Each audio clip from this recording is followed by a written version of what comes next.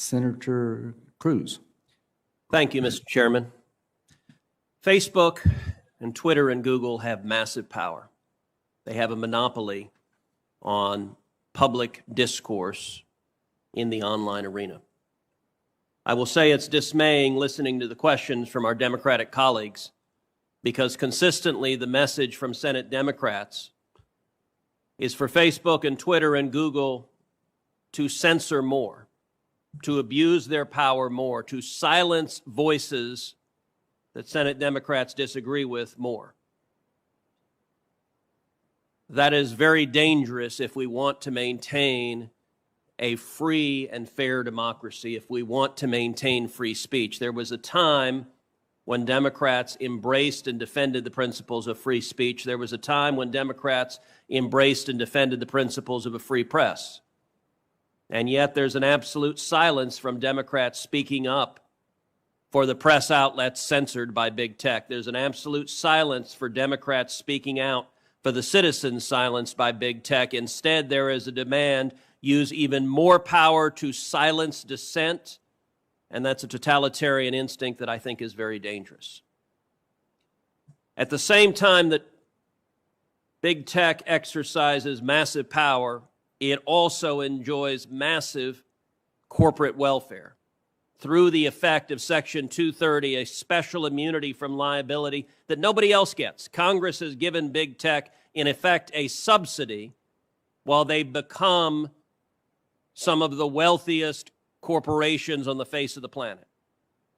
Mr. Dorsey, I want to focus primarily on Twitter and ask you initially, is Twitter a publisher? Is Twitter a publisher? Yes. No, we are not. We distribute information. So what is a publisher? An entity that is publishing under editorial guidelines and decisions. Well, your answer happens to be contrary to the text of federal statute, particular Section 230, which defines an information content provider as any person or entity that is responsible in whole or in part for the creation or development of information provided through the internet or any other interactive computer service. Let me ask you, was Twitter being a publisher when it censored the New York Post? No, we have very clear policies on the conduct we enable on the platform. And if there's a violation, we take an enforcement action, and people choose to commit to those policies and to those terms of service. Except your policies are applied in a partisan and selective manner. You claim it was hacked materials, and yet you didn't block the distribution of the New York Times story that alleged to talk about President Trump's tax returns, even though a federal statute makes it a crime to distribute someone's tax returns without their consent. You didn't block any of that discussion, did you? Our policy was focused on distribution of the actual hacked materials. Did you block the discussion of the president's tax return material? And in the New York Times case, we interpreted it as reporting about the hacked materials. Did you block Edward Snowden when he illegally released material? I don't have the answer to that. The answer is no. You haven't used this in a selective manner. Let me ask you, were you being a publisher when you forced Politico, another journalistic outlet, to take down their tweets on a topic that you had deemed impermissible? No, we were enforcing our policy and our terms of service. So on October 15th, Jake Sherman, a reporter at Politico, tweeted the following. I tweeted a link to the New York Post story right after it dropped yesterday morning. I immediately reached out to the Biden campaign to see if they had any answer. I wish I'd given the story a closer read before tweeting it. Twitter suspended me. So you actually have a reporter reporting on a story, asking the other side for comment. And Twitter says, hi, Jake Sherman, your account at Jake Sherman has been locked for violating Twitter rules. Now, what did the Politico reporter do? Immediately tweets after that, my goal was not to spread information. Well, that's a little worrisome just in and of itself. My goal was to raise questions about the story. Oh, my overlords in Silicon Valley, I was attacking the New York Post. You don't understand. I was attacking them, as I did in subsequent tweets, and see how the Biden campaign was going to respond. They later did respond. And then not long after, Jake Sherman comes back with, my account is clearly no longer suspended. I deleted the tweet.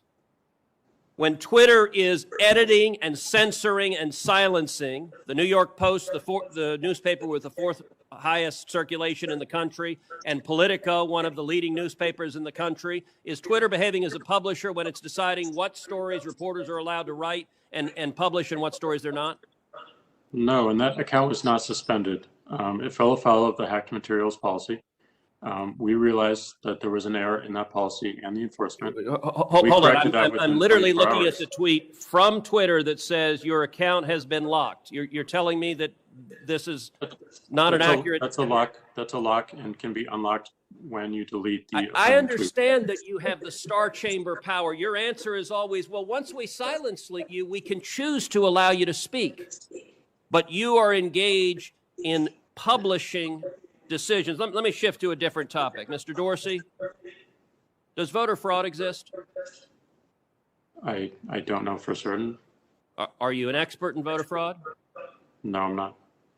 Well, why then is Twitter right now putting purported warnings on virtually any statement about voter fraud?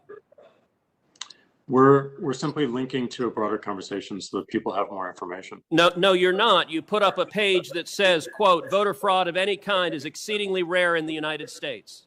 That's not linking to a broader conversation. That's taking a disputed policy position.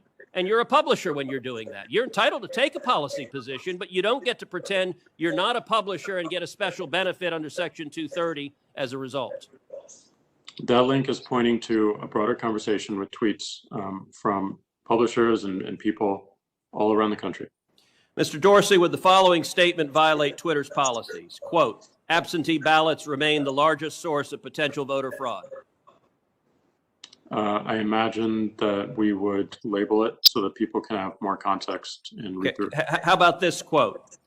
Quote, third-party organizations, candidates, and political activists. Voter fraud is particularly possible where, quote, third-party organizations, candidates, and political party activists are involved in, quote, handling absentee ballots. Would you flag that as potentially misleading? I don't know the specifics of how we might enforce that, but I imagine a lot of these would have a label pointing people to a bigger conversation. Well, you're right. You would label them because you've taken the political position right now that voter fraud doesn't exist. I would note both of those quotes come from the Carter-Baker Commission on Federal Election Reform. That is Democratic President Jimmy Carter and former Secretary of State James Baker. And Twitter's position is essentially voter fraud does not exist. Are you aware that just 2 weeks ago in the state of Texas, a woman was charged with 134 counts of election fraud? Are you aware of that? I'm not aware of that. If I tweeted that statement with a link to the indictment, would you put a warning on it that says, well, the Democratic Party position right now is voter fraud doesn't exist? I don't think it's useful to get into hypotheticals, but I don't believe so. You don't believe so? Well, we're going to test that because I'm going to tweet that and we'll see what you put on it. All right. Yesterday, Mr. Dorsey, you and I spent a considerable amount of time on the phone, and you said that you wanted to embrace transparency. So I want to ask you, I have asked Twitter, I've asked Facebook multiple times, how many times have you blocked Republican candidates for office, their tweets or their posts in 2016 and 2018 and 2020? How many times have you blocked Democratic candidates for office? How many times have you blocked Republican office holders? How many times have you blocked Democratic office holders? Twitter has repeatedly refused to answer that question with specific hard data and cataloging the examples. In the interest of transparency, which you said you want to embrace, will you commit in this hearing right now to answer those questions in writing? It's exactly what we want to do. Okay. I'm sorry, Mr. Dorsey, I didn't hear you. That's exactly what we're pushing for as we think about building upon 230. Is that a yes that you will answer those questions in writing? Transparency, not just of outcomes, but also our process as well. Is that a yes that you will answer those questions in writing? We'll certainly look into it and see what we can do. And actually answer them and not give lawyerly doublespeak about why you're not going to give specifics. Answer them. Will you commit to this committee that you will answer those questions?